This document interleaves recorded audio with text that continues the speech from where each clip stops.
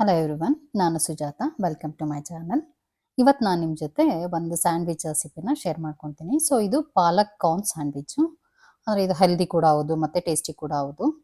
ಈ ಸ್ಯಾಂಡ್ವಿಚ್ನ ನೀವು ಬ್ರೇಕ್ಫಾಸ್ಟಿಗೆ ಬೇಕಾದರೂ ಮಾಡ್ಕೋಬೋದು, ಅದರ್ವೈಸ್ ಸ್ನ್ಯಾಕ್ಸಿಗೆ ಕೂಡ ಮಾಡ್ಕೋಬೋದು. ಈ ಸ್ಯಾಂಡ್ವಿಚ್ನ ಗ್ರಿಲ್ ಮಾಡಿಬಿಟ್ಟು ಮಾಡೋದ್ರಿಂದ ತುಂಬ ಟೇಸ್ಟಿಯಾಗಿರುತ್ತೆ. ನೀವು ರೆಸಿಪಿನ ಟ್ರೈ ಮಾಡಿ. ನನ್ನ ವೀಡಿಯೋಸ್ನ ಫಸ್ಟ್ ಟೈಮ್ ನೋಡ್ತಿರೋರು, ಚಾನಲ್ನ ಸಬ್ಸ್ಕ್ರೈಬ್ ಮಾಡ್ಕೊಂಡಲ್ಲೇ ಇರೋರು ಖಂಡಿತ ಚಾನಲ್ನ ಸಬ್ಸ್ಕ್ರೈಬ್ ಮಾಡ್ಕೊಳ್ಳಿ. ವಿಡಿಯೋ ಇಷ್ಟ ಆದರೆ ಕಮೆಂಟ್ ಮಾಡಿ, ಲೈಕ್ ಮಾಡಿ ಮತ್ತು ಫ್ರೆಂಡ್ಸ್ ಜೊತೆ ಶೇರ್ ಮಾಡ್ಕೊಳ್ಳಿ. ಬನ್ನಿ ಇವತ್ತಿನ ರೆಸಿಪಿನ ಸ್ಟಾರ್ಟ್ ಮಾಡೋಣ. ನಾನಿಲ್ಲಿ 3 ಕಟ್ಟು ಪಾಲಕ್ ಸೊಪ್ಪು ತೊಗೊಂಡಿದ್ದೀನಿ, ಅಂದರೆ ಚೆನ್ನಾಗಿ ತೊಳೆದಿಟ್ಟಿದ್ದೀನಿ. ಈಗ ಫಸ್ಟು ಒಂದು ಪ್ಯಾನಲ್ಲಿ ನೀರು ಕಾಯಕ್ಕಿಟ್ಟಿದ್ದೀನಿ. ನೀರು ಕುದಿ ಬಂದಮೇಲೆ ಈ ಪಾಲಕ್ ಸೊಪ್ಪು ತೊಳೆದಿಟ್ಟಿದ್ನಲ್ಲ, ಚೆನ್ನಾಗಿ ತೊಳೆದಿಟ್ಟಿದ್ದೀನಿ, ಆ ಸೊಪ್ಪನ್ನ ಆ್ಯಡ್ ಮಾಡೋಣ. ಆ್ಯಡ್ ಮಾಡಿಬಿಟ್ಟು ಇದನ್ನು ಒಂದು 5 ಮಿನಿಟ್ಸ್ ಬೇಯಿಸ್ಕೊಳ್ಳೋಣ ಅಷ್ಟೇ. ಇದನ್ನ ತುಂಬ ಏನು ಬೇಯಿಸೋದು ಬೇಡ.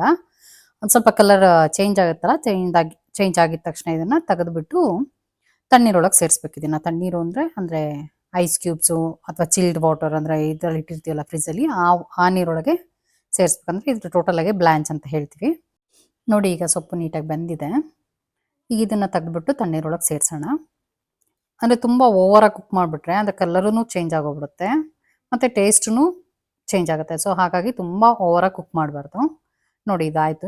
ಅಂದರೆ ಆಗಿರೋದನ್ನ ತೆಗೆದುಬಿಟ್ಟಿದ್ದು ಕೋಲ್ಡ್ ವಾಟರ್ನ ಸ್ಟೋರ್ ಮಾಡಿ ಇಟ್ಟಿದ್ದೀನಿ ಇದರಲ್ಲಿ. ಸೊ ಅದನ್ನು ಬೆಂದಿರೋ ಸೊಪ್ಪನ್ನ ಇದ್ರೊಳಗೆ ಹಾಕ್ತಿದ್ದೀನಿ. ಹಾಕ್ಬಿಟ್ಟು ಇಲ್ಲೂ ಕೂಡ ತುಂಬ ಹೊತ್ತು ಬಿಡಲ್ಲ, 1-2-3 ಮಿನಿಟ್ಸ್ ಅಷ್ಟೇ ಬಿಟ್ಬಿಟ್ಟು. ನೋಡಿ ಫುಲ್ ತಣ್ಣಗಾಗಿದೆ. ಇದು ತಣ್ಣಗಾಗಿರೋದನ್ನ ತೆಗ್ದಿಕ್ಕೋಣ, ಅಂದರೆ ಎತ್ತಿಡೋಣ. ಈಗ ಅಂದರೆ ಇದರಲ್ಲಿ ನೀರು ಬಿಡಬಾರ್ದು, ಸೊಪ್ಪಲ್ಲಿ ನೀರು ಉಳ್ಕೋಬಾರ್ದು. ಆ ಥರ ಕ್ಲೀನಾಗಿ ಒತ್ತಿನೇ ನೀರೆಲ್ಲ ತಕ್ಕೊತಿದ್ದೀನಿ ನಾನು. ತೆಗೆದುಬಿಟ್ಟು ಇದನ್ನು ಸ್ಟೋರ್ ಮಾಡ್ಕೊತೀನಿ. ಅಂದರೆ ಇಲ್ಲ ಅಂದರೆ ಸ್ಯಾಂಡ್ವಿಚ್ಚು ತುಂಬ ಅಂದರೆ ವಾಟ್ರಿ ಆಗಿಬಿಡುತ್ತೆ. ಹಾಗಾಗಿ ನೀರು ಇದರಲ್ಲಿ ಉಳಿಸೋದು ಬೇಡ. ನೀರೆಲ್ಲ ನೀಟಾಗಿ ಪ್ರೆಸ್ ಮಾಡಿ ತಕ್ಕೊತಿದ್ದೀನಿ. ನೋಡಿ ಸೊಪ್ಪನ್ನ ಅಂದರೆ ಸ್ವಲ್ಪನೂ ನೀರಿಲ್ದಲೇ ನೀಟಾಗಿ ತೆಗ್ದಿಟ್ಟಿದ್ದೀನಿ. ಈಗ ಅದೇ ಪ್ಯಾನ್ಗೆ ಇನ್ನೊಂದು 2 ಕಪ್ಪಷ್ಟು ನೀರು ಹಾಕಿಬಿಟ್ಟು ಕುದಿಸ್ಕೋಣ. ನೀರು ಕುದಿ ಬಂದಮೇಲೆ 1 ಕಪ್ಪಷ್ಟು ಕಾರ್ನ್ ತೊಗೊಂಡಿದ್ದೀನಿ. ಆ ಕಾರ್ನ್ನ ಇದ್ರೊಳಗೆ ಹಾಕಿಬಿಟ್ಟು ಒಂದು 5 ನಿಮಿಷ ಬೇಯಿಸ್ಕೋಣ ಅಷ್ಟೇ. ಅಂದರೆ ತುಂಬ ಏನು ಮೆತ್ತಗಾಗೋ ಥರ ಬೇಯಿಸೋದು ಬೇಡ. ಈ ಕಾರ್ನು ತಳದಿಂದ ಸ್ವಲ್ಪ ಮೇಲಕ್ಕೆ ಬರೋಕ್ಕೆ ಸ್ಟಾರ್ಟ್ ಆಗುತ್ತಲ್ಲ, ಆವಾಗಲೇ ಎಲ್ಲದನ್ನೂ ನೀಟಾಗಿ ತಕ್ಕೊಂಬೇಡ. ಬೇಕಂದರೆ ಇದಕ್ಕೊಂದು ಅರ್ಧ ಸ್ಪೂನಷ್ಟು ಉಪ್ಪು ಹಾಕ್ಕೊಂಡು ಬೇಯಿಸ್ಕೊಳ್ಳಿ. ಅಂದರೆ ಉಪ್ಪು ಹಿಡಿಯುತ್ತೆ ಇದಕ್ಕೆ ಕಾರ್ನ್ಗೆ, ಅದಕ್ಕೋಸ್ಕರ. ನೋಡಿ ಬೆಂದಿರೋದನ್ನ ನೀಟಾಗಿ ನೀರು ತೆಗ್ದೇ ಕ್ಲೀನಾಗಿ ಎತ್ಕೊತಾ ಇದ್ದೀನಿ. ಸೊ ನೀರಲ್ಲಿ ಬಿಟ್ಟರೆ ಮತ್ತೆ ಜಾಸ್ತಿ ಕುಕ್ ಆಗುತ್ತೆ, ಹಾಗಾಗಿ ನೀರಿಂದ ತೆಗೆದು ಬಿಡೋಣ. ಈಗ ಇದನ್ನು ತಕ್ಕೊಂಡಿದ್ದಾಯಿತು. ಈಗ ಸಾಸ್ ಮಾಡ್ಕೊಳ್ಳೋಣ. ಒಂದು ವೈಟ್ ಸಾಸ್ ಥರ ಸ್ವಲ್ಪ ಮಾಡ್ಕೊಳ್ಳೋಣ. ಇದಕ್ಕೆ ನಾನು 1 ಟೇಬಲ್ ಸ್ಪೂನಷ್ಟು ಬೆಣ್ಣೆ ಹಾಕಿದ್ದೀನಿ. ಬೆಣ್ಣೆ ಮೆಲ್ಟ್ ಆದಮೇಲೆ ಇದಕ್ಕೆ ಒಂದು 2 ಟೇಬಲ್ ಸ್ಪೂನಷ್ಟು ಗಾರ್ಲಿಕ್, ಅಂದರೆ ಪೇಸ್ಟ್ ಅಲ್ಲ, ಇದನ್ನು ಚಾಪ್ ಮಾಡ್ಕೊಂಡಿದ್ದೀನಿ, ಸಣ್ಣಗೆ ಹೆಚ್ಕೊಂಡಿರೋದು. ಅದನ್ನು ಹಾಕಿಬಿಟ್ಟು ಸ್ವಲ್ಪ ರಾನೆಸ್ ಹೋಗೋರ್ಗೆ ಒಂದು 2 ಮಿನಿಟ್ಸ್ ಫ್ರೈ ಮಾಡ್ಕೊಂಡಿದ್ದೀನಿ. ಅದು ಫ್ರೈ ಆದಮೇಲೆ ಅದ್ರ ಜೊತೆಗೆ 1 ಟೇಬಲ್ ಸ್ಪೂನಷ್ಟು ಗೋಧಿ ಹಿಟ್ಟು ಸೇರಿಸಿದ್ದೀನಿ ನಾನಿಲ್ಲಿ. ಗೋಧಿ ಹಿಟ್ಟು ಸೇರಿಸ್ಕೊಂಡು ಚೆನ್ನಾಗಿ ಬೆಣ್ಣೆ ಜೊತೆ ಮತ್ತು ಇದ್ರ ಜೊತೆ ನೀಟಾಗಿ ಫ್ರೈ ಮಾಡ್ಕೊತಿದ್ದೀನಿ. ಇದು ಸ್ವಲ್ಪ ಫ್ರೈ ಆದಮೇಲೆ 1-2 ಮಿನಿಟ್ಸ್ ಇದು ಫ್ರೈ ಆದಮೇಲೆ ಇದಕ್ಕೆ ಒಂದು ಅರ್ಧ ಕಪ್ಪಷ್ಟು, ಅಂದರೆ 125 ml ಅಷ್ಟು ಹಾಲು ಕೂಡ ಸೇರಿಸ್ಕೊತೀನಿ. ಹಾಲು ಸೇರಿಸ್ಬಿಟ್ಟು ನೀಟಾಗಿ ಇದನ್ನು ಕೈ ಆಡಿಸ್ಬೇಕು. ಅಂದರೆ ಬಿಡಬಾರ್ದು, ಬಿಟ್ಬಿಟ್ರೆ ಗಂಟು ಆಗಿಬಿಡುತ್ತೆ. ಹಾಗಾಗಿ ಸ್ವಲ್ಪ ಹಾಲು ಸೇರಿಸ್ಕೊಂಡು ಜಸ್ಟ್ ಮಿಕ್ಸ್ ಮಾಡ್ಕೊಂಡು ಹೋಗೋಣ. ನೋಡಿ ಈ ಥರ ಮಿಕ್ಸ್ ಮಾಡೋಣ. ಸೊ ಗಂಟು ಆಗಬಾರ್ದು ಇದು, ಯಾಕೆಂದರೆ ಹಿಟ್ಟು ಹಾಕಿದ್ದೀನಲ್ಲ, ಹಿಟ್ಟು ಅಲ್ಲೇ ಗಂಟಾಗ್ಬಿಡುತ್ತೆ ಬಿಟ್ಬಿಟ್ರೆ. ಹಾಲು ಹಾಕ್ಬಿಟ್ಟು ಬಿಟ್ಟರೆ ಗಂಟಾಗುತ್ತೆ. ಸೊ ಹಾಗಾಗಿ ಹಾಲನ್ನ ಸೇರಿಸ್ಕೊಂಡು ಕ್ಲೀನಾಗಿ ಮಿಕ್ಸ್ ಮಾಡ್ಕೊಳ್ಳೋಣ. ಹಾಲು ಸೇರಿಸಾದ್ಮೇಲೆ ಇದನ್ನು ನೀಟಾಗಿ ಮಿಕ್ಸ್ ಮಾಡಿಕೊಂಡು ಆಲ್ಮೋಸ್ಟ್ ಒಂದು 5-6 ಮಿನಿಟ್ಸ್ ಮತ್ತೆ ಬೇಯಿಸ್ಕೊಳ್ಳೋಣ. ಇದನ್ನ ಅಂದರೆ ಹಿಟ್ಟಿಂದು ಹಸಿ ವಾಸನೆ ಇರುತ್ತಲ್ಲ ಅದು, ಮತ್ತು ಬೆಳ್ಳುಳ್ಳಿದು ಎಲ್ಲದು ಹೋಗಬೇಕು. ಅಂದರೆ ಹಸಿ ವಾಸನೆ ಹೋಗೋ ಥರ ನೀಟಾಗಿ ಮಿಕ್ಸ್ ಮಾಡ್ಕೊಳ್ಳೋಣ.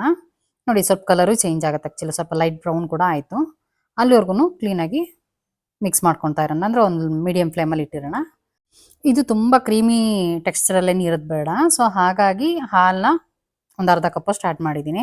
ಇದೇ ಥರ ಪಾಸ್ತಾ ಸಾಸ್ ಕೂಡ ಮಾಡ್ಕೊಳೋದು. ಸೊ ಆವಾಗ ನಾವು ಹಾಲು ತುಂಬ ಆ್ಯಡ್ ಮಾಡ್ತೀವಿ, ಯಾಕೆಂದರೆ ಅದು ಕ್ರೀಮಿ ಥರ ಇರಬೇಕು. ಹಾಗಾಗಿ ನೋಡಿ ಈಗ ಇದಕ್ಕೆ ನಾನು ಚಿಲ್ಲಿ ಫ್ಲೇಕ್ಸ್ ಹಾಕಿದ್ದೀನಿ. 1 ಟೀ ಸ್ಪೂನಷ್ಟು ಚಿಲ್ಲಿ ಫ್ಲೇಕ್ಸು ಮತ್ತು 1 ಟೀ ಸ್ಪೂನಷ್ಟು ಉಪ್ಪು ಹಾಕ್ಕೊಂಡಿದ್ದೀನಿ. ಮತ್ತು ಪಾಸ್ತಾ ಮಿಕ್ಸು ಅದನ್ನು ಕೂಡ ಒಂದು ಅರ್ಧ ಸ್ಪೂನಷ್ಟು ಹಾಕ್ಕೊತೀನಿ. ಮತ್ತು ಒರೆಗ್ಯಾನೋ ಅದನ್ನು ಕೂಡ ಅರ್ಧ ಸ್ಪೂನಷ್ಟು ಹಾಕ್ಕೊತೀನಿ. ಇದೆಲ್ಲ ಫ್ಲೇವರ್ಸ್ಗೋಸ್ಕರ ಆ್ಯಡ್ ಮಾಡ್ತಿರೋದು. ನೋಡಿ ಇದೆಲ್ಲದನ್ನೂ ಆ್ಯಡ್ ಮಾಡ್ಕೊತಿದ್ದೀನಿ. ಇದ್ರ ಜೊತೆಗೆ ಮೆಣಸು ಪೌಡರು ಅದನ್ನು ಅಷ್ಟೇ ಒಂದು ಅರ್ಧ ಸ್ಪೂನಷ್ಟು ಸೇರಿಸ್ಕೊತೀನಿ. ಸ್ವಲ್ಪ ಖಾರ ಇಷ್ಟಪಡೋರು ಚಿಲ್ಲಿ ಫ್ಲೇಕ್ಸ್ನ ಇನ್ನೊಂದು ಸ್ವಲ್ಪ ಆ್ಯಡ್ ಮಾಡ್ಕೋಬೋದು. ಬೇಕು ಅಂದರೆ ಒಂದು ಅರ್ಧ ಸ್ಪೂನಷ್ಟು ಸಕ್ಕರೆ ಕೂಡ ಆ್ಯಡ್ ಮಾಡ್ಕೊಳ್ಳಿ. ಬಟ್ ನಾನೇನು ಸಕ್ಕರೆ ಇದಕ್ಕೆ ಆ್ಯಡ್ ಮಾಡಿಲ್ಲ. ನೋಡಿ ಇದನ್ನೆಲ್ಲ ನೀಟಾಗಿ ಮಿಕ್ಸ್ ಮಾಡ್ಕೊಳ್ಳೋಣ. ಅಂದರೆ ಮೀಡಿಯಮ್ ಫ್ಲೇಮಲ್ಲೇ ಇರಲಿ, ಹೈ ಮಾಡೋಕ್ಕೆ ಹೋಗ್ಬಿಡಿ, ಬೇಗ ತಳ ಹಿಡಿಯುತ್ತೆ. ಹಾಗಾಗಿ ಸೊ ನೋಡಿ ಜಸ್ಟ್ ಮಿಕ್ಸ್ ಮಾಡ್ಕೊಂಡೆ ಅಷ್ಟೇ. ಮಿಕ್ಸ್ ಮಾಡ್ಕೊಂಬಿಟ್ಟು ಸ್ಟವ್ ಆಫ್ ಮಾಡೋಣ, ಸಾಕು. ಇದು ಮತ್ತೇನು ತುಂಬ ಬೇಯಬೇಕು ಅಂತ ಏನಿಲ್ಲ. ಇದು ಜಸ್ಟ್ ಮಿಕ್ಸ್ ಮಾಡಿಕೊಂಡು ಸಾಕು. ಈಗ ಸ್ಟವ್ ಆಫ್ ಮಾಡಿದ್ದೀನಿ. ಈಗ ನೋಡಿ ಪಾಲಕ್ ಸೊಪ್ಪು ಅಂದರೆ ನೀರೆಲ್ಲ ತೆಗ್ದಿಟ್ಟಿದ್ನಲ್ಲ ಅದನ್ನು ಹೆಚ್ಕೊತಿದ್ದೀನಿ. ಅಂದರೆ ತುಂಬ ಸಣ್ಣಗೆ ಹೆಚ್ಕೋಬೇಕು. ಇದನ್ನು ಒಂದು ರೌಂಡ್ ಬೇಕಿದ್ರೆ ನೀವು ಮಿಕ್ಸಿಗೆ ಕೂಡ ಮಾಡ್ಕೋಬೋದು. ಬಟ್ ಅಂದರೆ ಒಂಥರ ಪೇಸ್ಟ್ ಥರ ಆಗಿಬಿಡುತ್ತೆ. ಸೊ ಅಷ್ಟು ಚೆನ್ನಾಗಿ ಅನ್ಸಲ್ಲ. ಹಾಗಾಗ್ಬಿಟ್ಟು ಸಣ್ಣಗೆ ಹೆಚ್ಕೊತಿದ್ದೀನಿ. ನೋಡಿ ಈಗ ಸಣ್ಣಗೆ ಅಂದರೆ ಈ ಥರ ಸಣ್ಣಗೆ ಹೆಚ್ಚಿದ್ದಾಯಿತು. ಮತ್ತು ಕಾರ್ನು ಅಷ್ಟೇ ಒಂದು ಚಾಪರಲ್ಲಿ ಜಸ್ಟ್ ಒಂದು ಸ್ವಲ್ಪ ಮ್ಯಾಶ್ ಮಾಡ್ಕೊತಿದ್ದೀನಿ. ಇದನ್ನು ಕೂಡ ಮಿಕ್ಸಿಲಿ ಮಾಡ್ಕೋಬೋದು. ಮಿಕ್ಸಿಲಿ ಅದು ತುಂಬ ಪೇಸ್ಟ್ ಥರ ಆಗುತ್ತೆ ಅಂತ ಹೇಳ್ಬಿಟ್ಟು ನಾನು ಚಾಪರಲ್ಲಿ ಜಸ್ಟ್ ಒಂದು 2 ರೌಂಡು ಚಾಪ್ ಮಾಡ್ಕೊತಾ ಇದ್ದೀನಿ. ಮತ್ತು ಈ ಕಾರ್ನು ತುಂಬ ಅಂದರೆ ಹೆಲ್ತ್ ಬೆನಿಫಿಟ್ಸ್ ಜಾಸ್ತಿ ಇದೆ ಇದರಲ್ಲಿ. ಇದು ಕೊಲೆಸ್ಟ್ರಾಲ್ನ ಕಮ್ಮಿ ಮಾಡೋದಲ್ದಲೆ rich source of vitamins and minerals. So ನಾವು ರೆಗ್ಯುಲರ್ ಆಗಿ ಕಾರ್ನ ತಿನ್ನೋದ್ರಿಂದ ನಮಗೆ ಹೆಲ್ತ್ ಬೆನಿಫಿಟ್ಸ್ ಜಾಸ್ತಿ ಇರುತ್ತೆ. ನೋಡಿ ಕಾರ್ನ್ ಈಗ ದಪ್ಪದಾಗಿ ಪೀಸ್ ಆಗಿದೆ ಅಷ್ಟೇ, ಅಂದರೆ ತುಂಬ ಮ್ಯಾಶ್ ಆಗಿಲ್ಲ. ಸೊ ನೋಡಿ ಈಗ ನಾನು ಸಾಸ್ ಮಾಡಿಟ್ಕೊಂಡಿದ್ನಲ್ಲ ಆ ಸಾಸ್ ಜೊತೆ ಪಾಲಕ್ ಸೊಪ್ಪು ಹೆಚ್ಚಿಟ್ಟಿದ್ನಲ್ಲ ಆ ಸೊಪ್ಪು ಪ್ಲಸ್ ಕಾರ್ನು ಎರಡನ್ನೂ ಸೇರಿಸಿ ಮಿಕ್ಸ್ ಮಾಡ್ಕೊಳ್ಳೋಣ. ಮತ್ತು ಇದ್ರ ಜೊತೆ ನಾನು ಚೀಸು ಆ್ಯಡ್ ಮಾಡ್ತೀನಿ. ಚೀಸ್ ಇದಕ್ಕೆ ಆ್ಯಡ್ ಮಾಡಿಲ್ಲ. ಯಾವುದೇ ಸ್ಯಾಂಡ್ವಿಚ್ಗಾಗಲಿ ಚೀಸ್ ಹಾಕಿದ್ರೇ ಒಳ್ಳೆ ಟೇಸ್ಟ್ ಬರೋದು. ಹಾಗಾಗಿ ನಾನು ಚೀಸ್ ಆ್ಯಡ್ ಮಾಡ್ಕೊತಿದ್ದೀನಿ. ಸೊ ನಾನಿಲ್ಲಿ ಅರ್ಧ ಕಪ್ಪಷ್ಟು ಮೌಝರೆಲ್ಲಾ ಚೀಸ್ನ ಆ್ಯಡ್ ಮಾಡ್ತಿದ್ದೀನಿ ನಾನು.